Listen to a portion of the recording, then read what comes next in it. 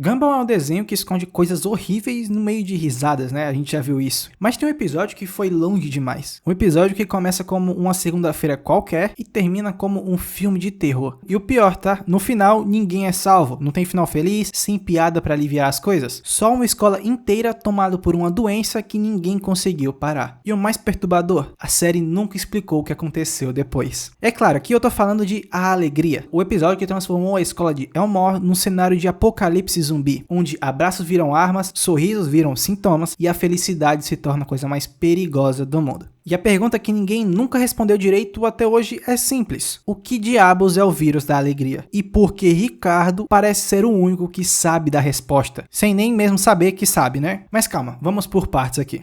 Tudo começa numa manhã de segunda-feira. Gumball e Darwin descem pra cozinha com aquela cara que todo mundo conhece, né? Eles não queriam ir de jeito nenhum pra escola. Bem, né? Acho que todo mundo já fez o mesmo. Ricardo, sendo Ricardo, como sempre, percebe que seus filhos estavam cabisbaixos e decide agir. Ele oferece o que chama de abraço maravilha. Um abraço cheio de amor, felicidade e todo o carinho do mundo. Olha que coisa linda, né? Os meninos recusam, obviamente, é o Ricardo, né? Mas Ricardo abraça mesmo assim, não liga pra opinião deles. E aí acontece algo que ninguém levou a sério naquele momento. Uma explosão de cores. Literalmente, uma onda de arco-íris sai do corpo do Ricardo e envolve os dois. A cena é rápida, exagerada e o episódio segue depois disso como se nada tivesse acontecido. Mas aconteceu, e essa é a nossa primeira pista. Quando os dois chegam na escola, todo mundo está no mesmo clima de segunda-feira, né? Cabeça baixa, olhar vazio, um silêncio da bexiga. E a professora Lucy Simon, que, convenhamos, é o tipo de professora que se alimenta do sofrimento alheio, está adorando cada segundo daquela tristeza coletiva. Mas Gumball e Darwin começam a agir estranhos no meio do nada. Eles não conseguiam parar de sorrir, cantavam durante a prova, pulavam pelos corredores, iam de tudo. E mesmo quando tentavam parar, não conseguiam. O sorriso simplesmente não obedecia a eles. E aqui começa o primeiro sinal real de que isso não é felicidade, é outra coisa. Porque a felicidade você controla, né? Felicidade tem limites, e isso que eles estão sentindo não tem freio. E a professora Lucy Simon percebe antes de qualquer um. Pra ela, aquilo ali não era um comportamento normal, era uma doença. E sabe o que é mais estranho? Ela tinha razão. Ninguém mais sabia, mas ela tinha razão. Quando os dois são levados para a enfermaria e colocados em quarentena, a situação escala rápido demais. Eles começam a alucinar, veem a professora como um bichinho de pelúcia fofo e a enfermeira como um doce. O monitor cardíaco, que era para mostrar seus batimentos, começa a exibir padrões de arco-íris ao invés de batimentos normais. E aí o vírus toma conta de vez. Eles conseguem enfim escapar da quarentena e começam a abraçar todo mundo que vinham pela frente. E é nesse momento que o episódio vira um filme de terror. Não tão terror, mas vocês entenderam, né? Cada pessoa abraçada se transforma, não morre, não desmaia, se transforma, tá? Em algo com um sorriso de orelha a orelha, que ri sem motivo, que persegue quem não está infectado com uma urgência quase animalesca. Eles estavam fora do controle. Os corredores da escola viraram um cenário de perseguição, a câmera tremia, os ângulos mudavam, o tom da trilha sonora pesava, e de repente Gumball deixou de ser um desenho infantil. O episódio inteiro foi inspirado em filmes de found footage e terror zumbi, e a série não faz questão de esconder isso. Mas o que mais me incomoda não é a referência que nós temos, é a lógica por trás. Porque quando você para pra pensar no que está acontecendo, surge uma pergunta desconfortável. Esse vírus é inteligente pra estar agindo assim? Pensa comigo aqui, vai. No começo, quando Gumball e Darwin ainda estavam na fase iniciais da infecção, eles tentavam abraçar os professores de um jeito inocente, né? Quase fofo, como se a doença estivesse tentando uma abordagem mais suave. Entretanto, quando a professora resiste, quando ela coloca os dois em quarentena e tenta conter o surto, o vírus muda de estratégia. Os infectados ficaram agressivos, mais rápidos, insistentes.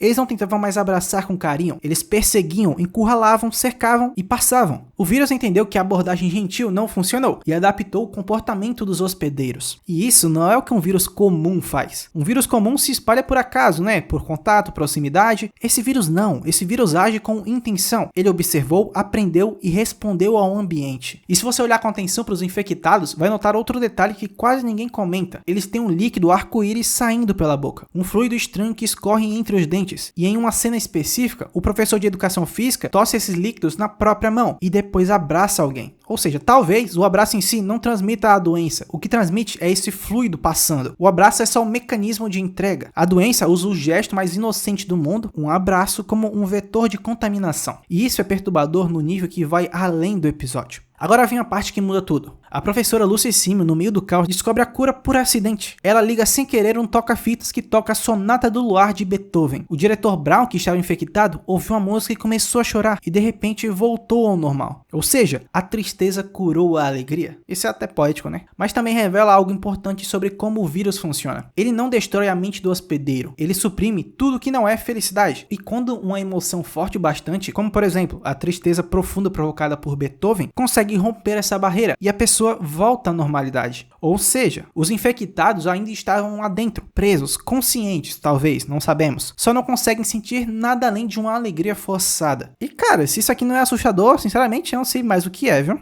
A professora Lucy Simon percebe isso e traça um plano: levar o toca-fitas até o sistema de som da escola e tocar a música para todos os infectados voltarem ao normal ao mesmo tempo. Simples, direto e eficiente, ok. Mas para isso, ela precisava atravessar um corredor inteiro de zumbis sorridentes. E ela até tenta, tá? Desvia de alguns, engana outros, corre, mas no fim é cercada, derrubada. E enquanto ela luta para alcançar o toca-fitas, a fita já tinha terminado. Ela precisava rebobinar para a música tocar novamente, mas não dá mais tempo. O episódio termina com a professora Lucy Simon sendo infectada, indo sozinha, sem ninguém para salvá-la. E a série nunca mais fala sobre isso. Nunca, tá? A escola aparece normal no episódio seguinte, todo mundo volta às suas vidas comuns, como se nada tivesse acontecido antes. E isso levanta uma questão enorme: como esse vírus foi resolvido? Como foi contido? Tem gente que diz que o diretor Brown, que foi curado pela música antes de tudo desandar, conseguiu escapar e avisou as autoridades. Mas sejamos sinceros, né? O cara que é inspirado em uma lesma, ele não conseguiria correr mais rápido que os infectados, nem se a vida dele dependesse disso, né? Outros sugerem que Tobias, por ter cores de arco-íris naturais, seria imune ao vírus e poderia ter ajudado. Mas conhecendo o Tobias, ele provavelmente pediria para ser infectado de propósito, ele é burro. A explicação mais provável e que combina mais com a lógica de Gumball é o reset. A série já mostrou que, quando algo catastrófico acontece, o universo simplesmente reinicia. No episódio final, por exemplo, os Wattersons estavam prestes a ser destruídos, e o Gumball literalmente diz que a única coisa que poderia salvá-los naquele momento é a realidade se reiniciando. E no episódio seguinte, tudo está normal. Então talvez o mesmo tenha acontecido aqui. O episódio acabou, o universo resetou e o vírus foi apagado da memória de todo mundo. Mas não da nossa, né? A gente viu tudo. Agora vamos para o detalhe mais importante de todos, porque até agora a gente falou sobre o vírus, sobre como ele funciona, sobre como ele se espalha, mas a gente não falou sobre onde ele veio. E a resposta está claro, no Ricardo. O abraço maravilha dele foi o ponto zero, foi ali onde tudo começou. A explosão de arco-íris, a contaminação dos filhos, a cadeia inteira de eventos. E o mais estranho de tudo, Ricardo nunca demonstrou nenhum sintoma ou sinais de que estava infectado. Ele abraça os filhos, transmite o vírus e segue seu dia normalmente. Então a gente pode tirar uma conclusão aqui que talvez seja correta. Ele é imune ao vírus. E aqui entra uma lógica que, quando você entende, faz tudo se encaixar. A cura para o vírus é a tristeza, certo? Beethoven fez as pessoas chorarem e voltarem ao normal. Então, por dedução, alguém que já vive no estado consciente de felicidade extrema não seria afetado, porque o vírus não teria o que alterar dentro da pessoa. Ricardo já é naturalmente aquilo que o vírus tenta forçar nos outros. Ou seja, ele é feliz demais para o próprio vírus conseguir mudar alguma coisa nele. Isso significa que o vírus não infectou o Ricardo, o vírus vivia no Ricardo. Ele é o hospedeiro perfeito, o portador assintomático de uma doença que transforma qualquer pessoa num zumbi sorridente. E ele simplesmente não faz ideia disso. Porque aqui tá a parte mais triste e talvez mais realista de toda essa história. Ricardo não é malvado, ele ama os filhos, ele queria genuinamente que eles ficassem felizes naquela segunda-feira miserável. Ele só queria um abraço e alegrá-los, mas a ignorância dele transformou um gesto de amor na coisa mais destrutiva que Elmore já viu. Ele não pensou nas consequências, não calculou o risco, não previu nada. Porque, bem, Ricardo nunca prevê nada, né? Essa é a tragédia dele como personagem. A intenção dele era boa, animar as crianças, mas o vírus que ele carrega distorceu essa intenção em algo monstruoso. A alegria que ele quis compartilhar se transformou em algo que tira o livre-arbítrio de quem é infectado, que suprime toda emoção que não seja felicidade forçada, que transforma qualquer pessoa em cascas sorridentes sem si mesmas. E isso pra mim é o que torna a alegria o episódio mais perturbador de Gumball. Não os zumbis, não a filmagem, não é o final sem salvação. É a ideia de que alguém pode te destruir tentando te fazer feliz. De que a pessoa mais inocente da sala pode ser a mais perigosa. De que um abraço, o gesto mais simples e puro que existe, pode ser a coisa que tira você de você mesmo.